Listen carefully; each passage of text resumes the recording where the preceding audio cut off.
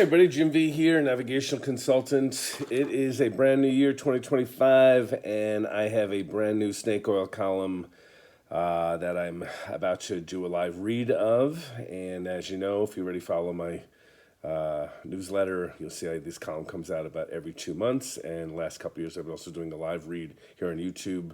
So info about all of that in the comment description section as well. But otherwise, I'm going to kind of dive into what I think is a pretty important column for the beginning of 2025 to consider, because it ties in nicely with the numerology and other factors astrologically that are kind of coming into play right now.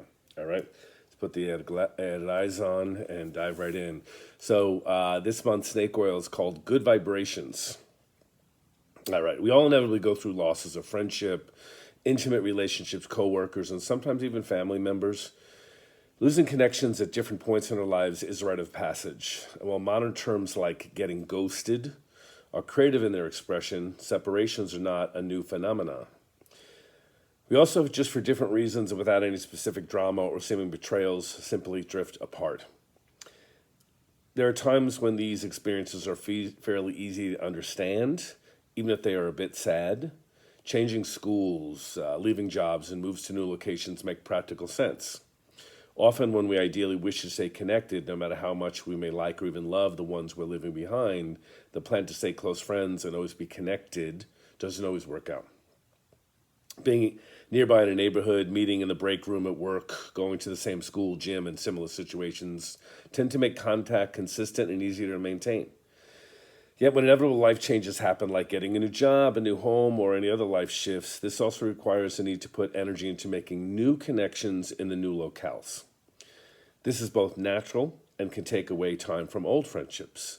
Sometimes the experiences and separations from people we care about end in uncomfortable or even explosive ways, though, and leave us stinging in pain. These types of losses can be harder and often take longer to recover from.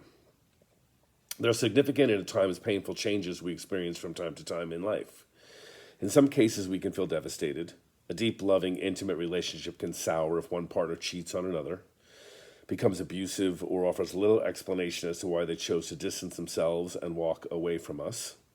Close friends marry and have children and no longer have time for us. In the reverse way, we begin to raise a family, and our exciting, unattached single friends may become intolerant and lack understanding of our new priorities, responsibilities, and just simple lack of time. New partners can be jealous or uncomfortable with the old connections from our previous life and may subtly or coercively discourage perceived past friends and family as bad influences and prefer you lose the connection. In extreme cases, it can be it's me or him or her, and possibly even the coercion of a choice. People we once enjoyed hanging out with and may become perpetual victims or just simply become bummers to be around. Few of us have not experienced a puzzling departure of someone we once cared about, ghosting or disappearing from our lives without any explanation.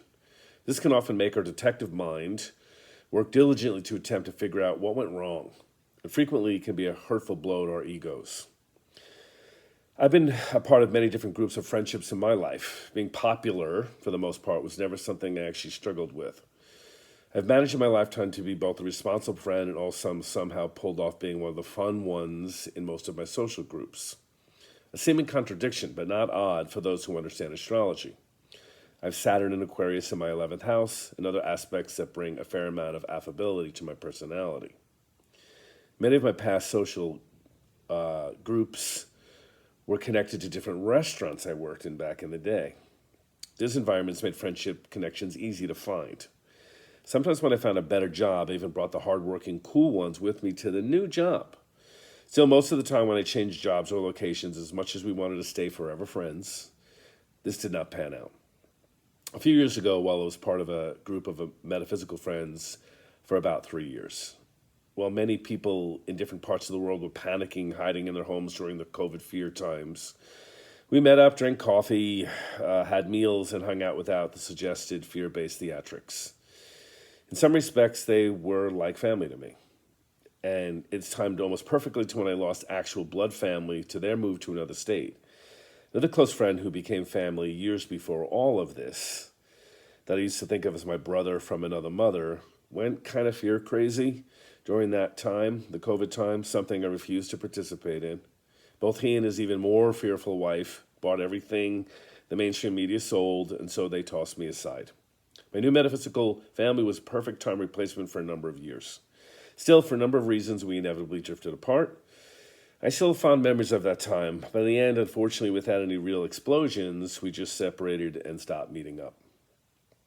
In my younger years, as I embraced studying metaphysics, extremely religious, fire and brimstone stuff, and right-wing people became uncomfortable for me to be around.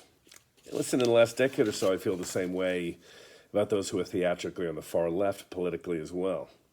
The philosophies and perspectives about how we differ in our views about life just became too charged up, and we just lacked needed common ground.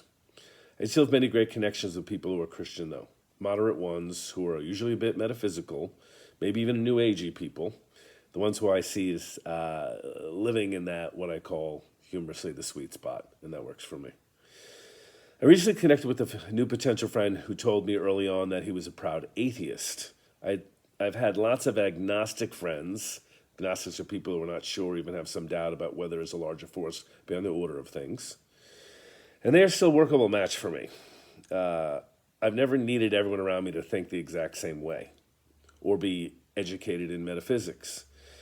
I like a certain amount of diversity, different ages, races, backgrounds, sexual orientations, etc. Diversity keeps me on my toes. It makes life interesting. The problem with my new atheist friend was not only a lack of similar philosophical perspectives, but he was also antagonistic in some respects about our different perspectives. He doesn't believe in astrology, which to me means he's never looked at or studied it in any real way. From my perspective, this is like not believing in gravity. I have to consider the wisdom of being close to someone that does not value what I do for a living. When I mentioned that I smoke cigars on occasion, I was treated to a heated lecture about how I was inviting throat and mouth cancer. He suggested we could still be friends, but the solution was we could hang out, but I could never do that around him. He inevitably ghosted me and probably decided I wasn't his cup of tea. Oh, the gift of being mature and wise enough to see being ghosted by someone in many cases is an actual gift. I had to avoid gentle confrontation, having to tell him that we weren't a good fit. The simple truth is we all move through a process of becoming more discriminating with age and experience. We're tested by others, and this helps us fine-tune both ourselves and our relationships and friendships. I stopped hanging out with people who drink too much alcohol and became combative or reckless many years ago. I stopped going to restaurants with friends who don't know how to tip or are condescending to the staff. I found myself moving away from people who gossip too much or complain obsessively. I inevitably learned to stay away from overly sensitive people that don't appreciate my humor, including minimizing the time I spend with even a few humorless family members. These were all aspects of people I were far more tolerant of in my younger years. Now I feel like everyone should be free to do what they enjoy. Believe what they believe, and be exactly who they are. But it doesn't have to need to be around me. Well, some of us will find ourselves wanting new groups of friends and expanding our social circles, especially those that married and had children early in life and missed out on the fun of many friends and being part of group associations. Some of us prefer moving in the other direction. The older I get, the more I want a smaller circle of friends. This makes sense to me. I've been very social for many decades. It's not that I don't enjoy group activities still, at times, but I feel no sense of deprivation about being by myself. I like me. I enjoy times of being alone. I like to think I've settled to a healthy place of balance with a bit of both experiences, leaning toward a little bit more happy solitude. If we're willing to step away from the emotional side of losing friendships, lovers, even family, we can appreciate the good times in the past, no matter how long or short their duration in time was. We can get a clearer picture of why things may have had to end and realize there are no mistakes in the universe. Not every friendship or relationship is for life. We outgrow people and our priorities change. Rather than a prolonged focus on the sadness and perceived rejection, we can see it, even if it ended harshly, as having run its course. Sometimes a destructive ending can be a necessity. As much as I love diversity among friends, sometimes the vibrational matches become just too far apart. Continuing close connections with people too far apart in mutual perspectives just won't work anymore for my comfort and for theirs. I was able to put up with a lot of nonsense in my younger years.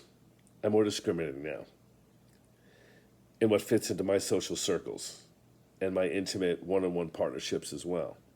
One of the best aspects of getting older and wiser is that now I simply prefer to surround myself with good vibrations. All right, so again, if you call out my last video, I talked about the numerology year of endings and transitions. So again, I thought this column kind of fit nicely into that. I'm going to kind of leave it there. Hey, listen, if you enjoyed these read and my other videos, please like, subscribe here. You can get notifications and yeah, and I've been kind of marketing. It can be a good time to do a personal session New Year reading this year. And I'll put all that information in the comment section. Feel free to comment on the videos as well. And again, just wishing everybody a happy new year and hopefully a year of really, really good vibrations for everyone who's interested in that. Cheers.